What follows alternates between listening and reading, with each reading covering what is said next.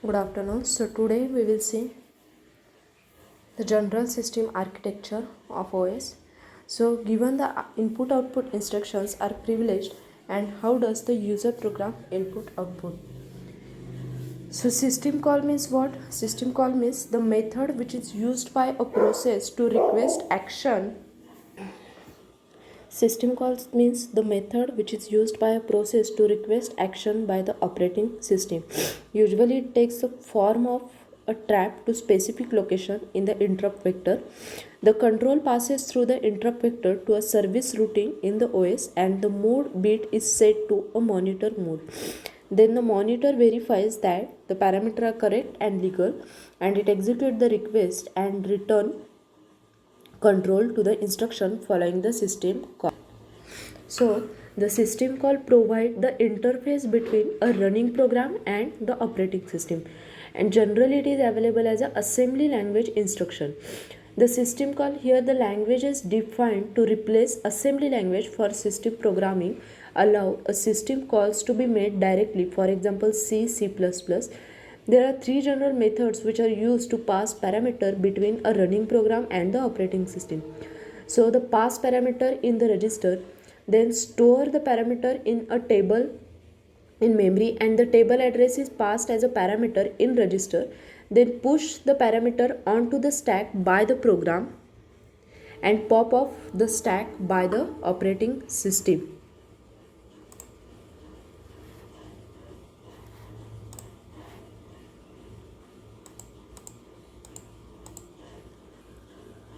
Then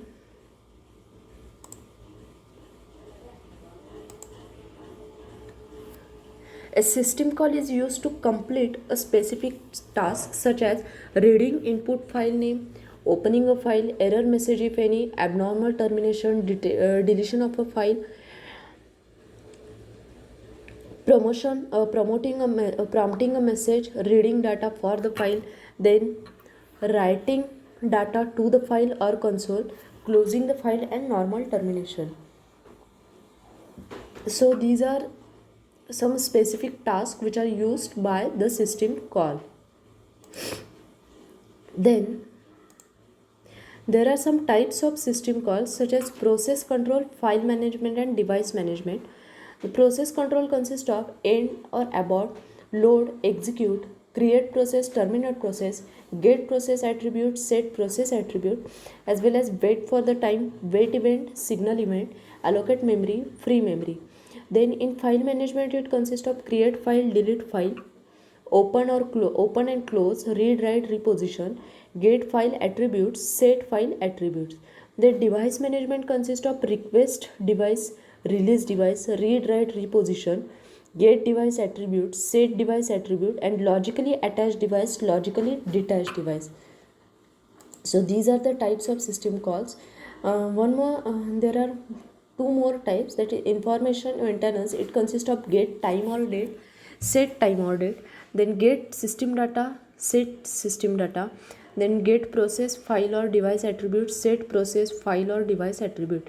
Then communication consists of create communication connection, delete communication connection, send message, receive message, transfer status information, attach remote devices, detach remote devices.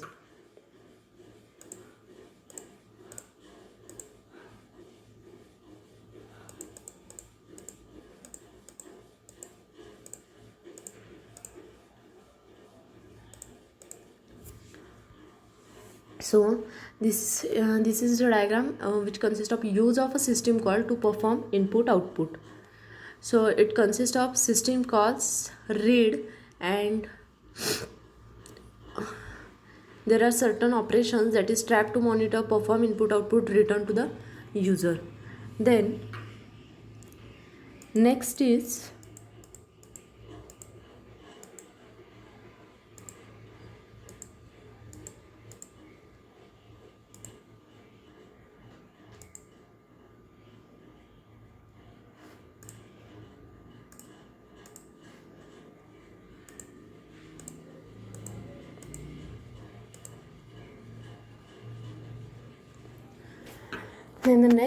architecture of operating system.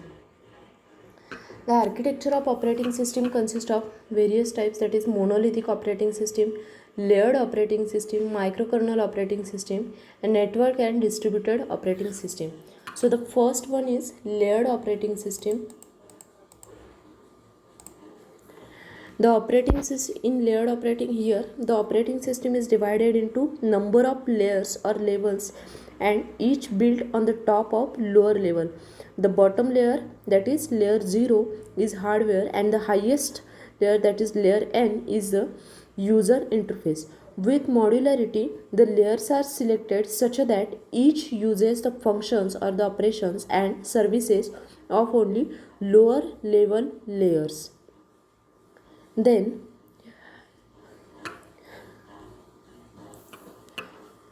as the operating system became larger and more complex, the purely monolithic design became unwieldy. So, the layered approach to the operating system attempts to address this issue by grouping components that perform similar functions into the layer. Each layer communicates exclusively with those immediately above and below it. The lower level layer provides services to higher level ones using an interface that hide their implementation.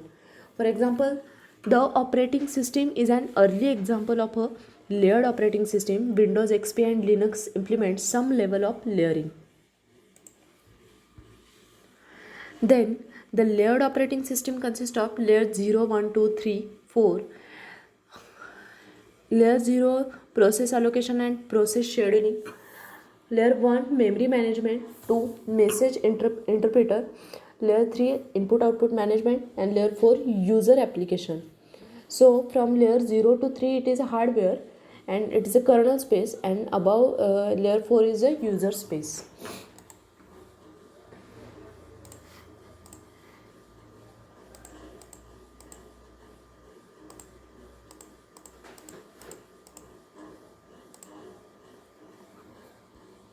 So the first generation of the approach is to organize the operating system as hierarchy of the layers, and the main advantage of the layered approach is modularity. Here each layer uses the function and the services of lower level layers. It simplifies debugging and system verification.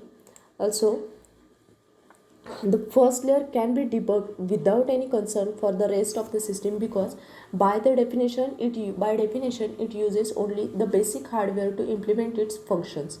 Once first layer is debugged, its correct functioning can be assumed while the second layer is worked on, and so on. If an error is found during the debugging of a particular layer, we know that the error must be on that layer because the layer below it are already debugged. So the design and implementation is simplified when the system is broken down into the layers.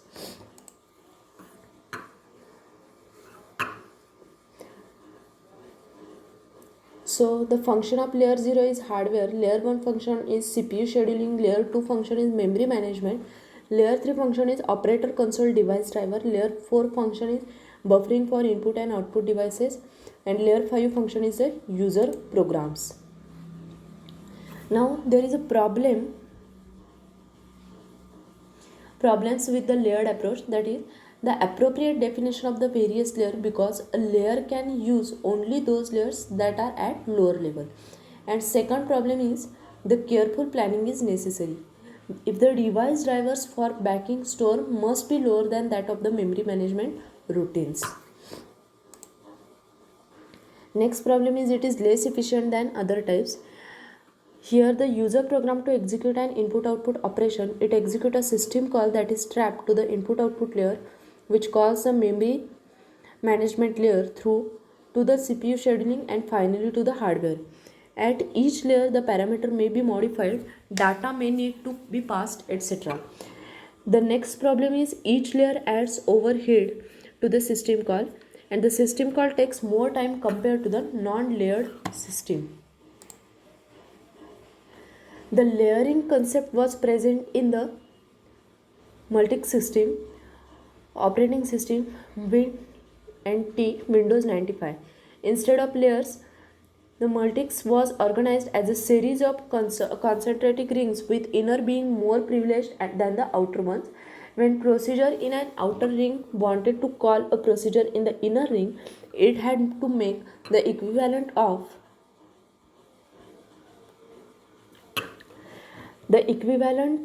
of a system call whose parameters were checked for the validity before allowing the call to proceed.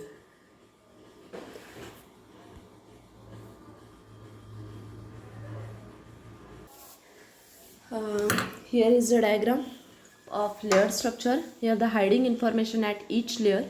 Develop a layer at a time. The nth layer can access a service provided by the n-1th layer, and it provides the services to the n+1th layer. The one advantage of layered operating system structure is that each layer of the code is given access to only the lower level interface and the data structure. This structure also allows the operating system to be debugged starting at the lowest level, adding one layer at a time until the whole system works correctly. The layering also makes it easier to enhance the operating system. One entire layer can be replaced without affecting other parts of the system. The layered operating system delivers low application performance in comparison to the monolithic operating system. Now, the next type is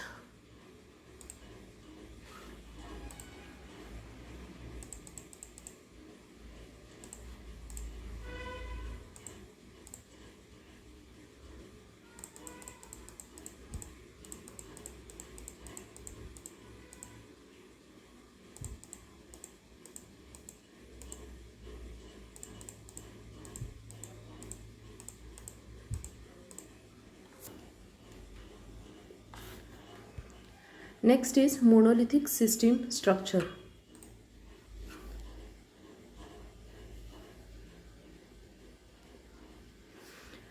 The traditional Unix OS uses a monolithic kernel architecture.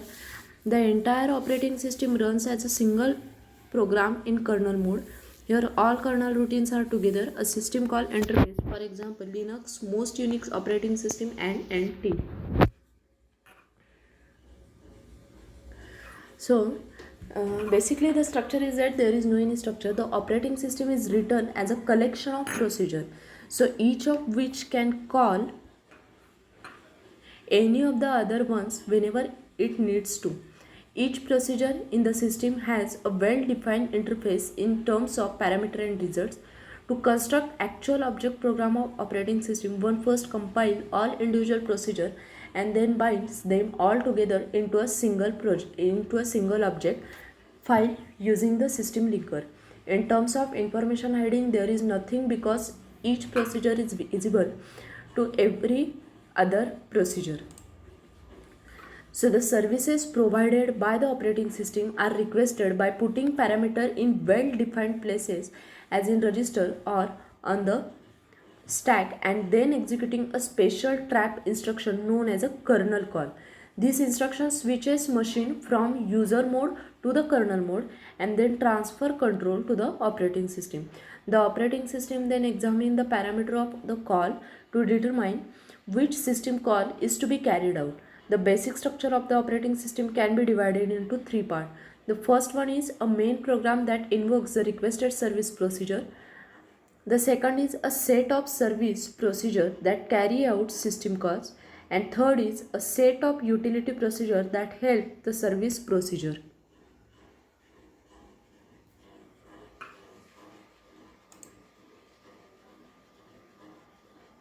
So, in this model, for each system call, there is a one service procedure that takes care of it. The utility of the procedure do things that are needed by a several service procedure as fetching data from user program.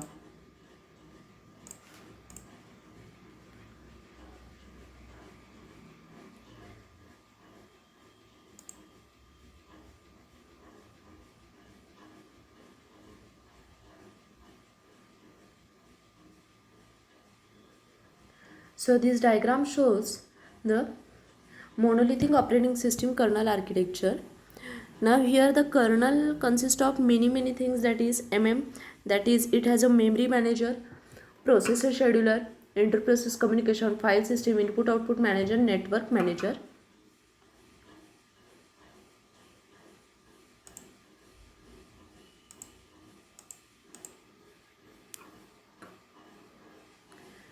Then this diagram shows the monolithic structure of the operating system. So it is the oldest architecture which is used for developing operating system resides on the kernel for anyone to execute.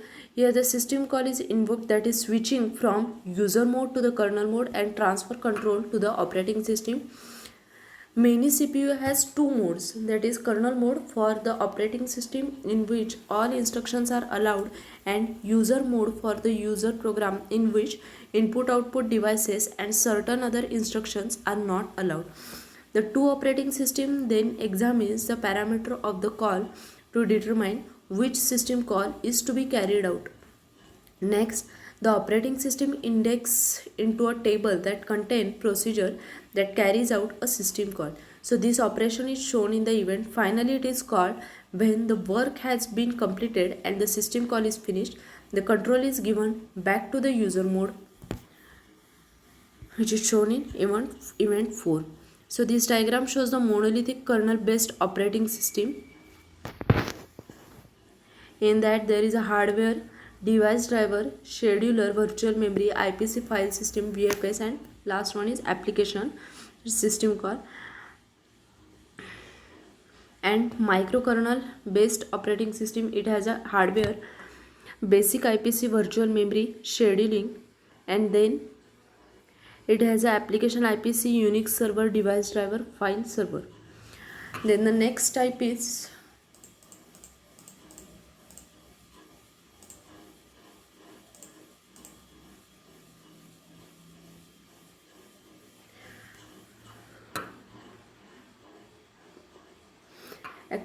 before that, in microkernel design, the most operating system components such as process management, networking, file system interaction, device management execute outside the kernel with a lower privileged level.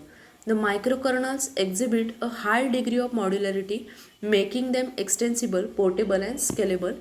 So further, because the microkernel does not rely on each component to execute, one or more components can fail without causing the operating system to fail. So Linux and Windows XP contain modular components.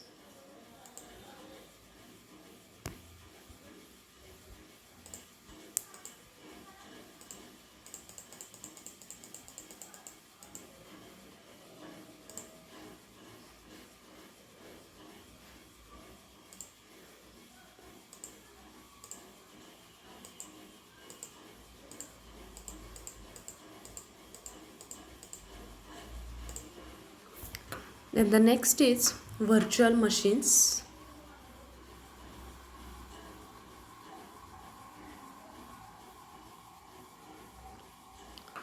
So it is developed by IBM, originally called CPCMS and later renamed as a VM1370, which is based on the observation, time sharing system, multi-programming, and extended machine with a more convenient interface than the bare hardware.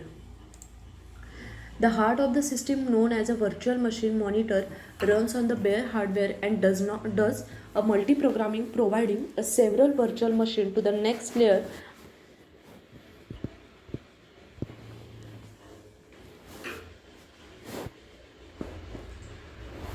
The virtual machine are exact copies of the bare hardware, including the kernel, user mode 1, interrupts, and everything else the real machine it has. Since each virtual machine is identical to the true hardware, each one can run any operating system that will run directly on the bare hardware. The different virtual machines run different operating system. Some run on the operating system 360 while other run on a single user interactive system called CMS, that is conversational monitor system. So virtual machine is an illusion of a real machine. It is created by a real machine operating system which make a single real machine appears to a several real machine. The architecture of virtual machine. The best example of virtual machine architecture is IBM 370 computer. Here in this system, each user can choose a different operating system. So actually the virtual machine can run several operating systems once, each of them on its virtual machine. In multi-programming, it shares the resources of a single machine in different manner. So the concept of virtual machine are control program, that is CP, which create the environment in which virtual machine can execute. It gives to each user facilities of real machines such as processor, storage, input output devices. Next is conversation monitor system, that is CONS. It is a system application having a features of developing program. It contain editor, language translator and various application packages. Then the next is remote spooling communication system, RSCS. It provide virtual machine with the ability to transmit and receive file in distributed system. And the last is IPCS, that is interactive problem control system. It is used to fix the virtual machine software problem.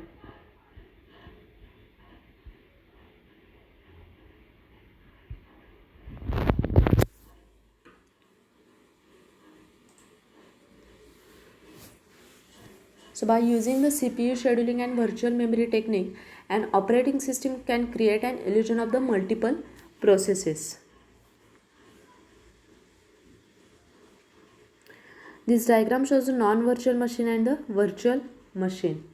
So the virtual machine provide an interface that is identical to the hardware. That is, each process is provided with virtual copy of underlying computer. The resources of physical computer are shared to create the virtual machine. The CPU, input output, memory, disk are shared and virtual copies are created. So this diagram shows the non-virtual machine and the virtual machine. Here each virtual machine is isolated from all other virtual machines, so there are no security problems.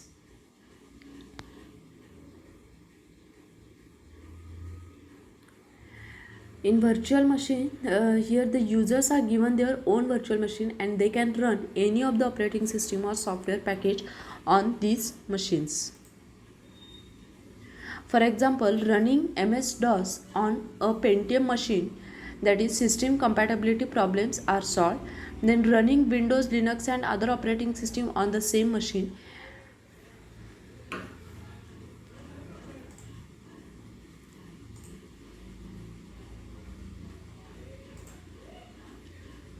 So there are some advantages and disadvantages of virtual machine.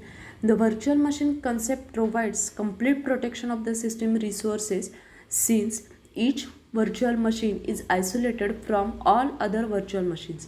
This isolation aware permit no direct sharing of the resources. A virtual machine system is a perfect vehicle for operating system research and development. The system development is done on the virtual machine instead of on a physical machine and so does not disrupt normal system operation. The virtual machine concept is difficult to implement due to the effort required to provide an exact duplicate to the underlying machine.